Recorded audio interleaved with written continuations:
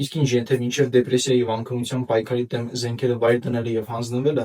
իմանայիք, որ դրանցից կարելի է ազատվել ընդամենը մուխամոր տեսակի սնկի միկրոչափաբաժիններ օգտագործելով։ Որպեսզի արագ հասնել ապաքինման, անհրաժեշտ է ձախողվել ինչքան հնարավոր է շատ անգամ։ Ինչի եմ այդպես ասում, որովհետև մարդիկ սովորաբար ավանդական միջոցներով ապաքինում սկսում են միայն երբ արդեն կորցրած են լինում հույսը եւ երբ արդեն հասցրած են լինում հանձնվել։ Տարիներով նոր միջոց կիրառելով հույս են ունենում, որ մի օր արթնանալուց հետո անկողնից վեր են կենալու ոչ թե պարզապես, այլ կարծես իմաստավորվել է կյանքը արդեն։ Ու ըստ վիճակագրության միայն մոխամորի միկրոչափաբաժներ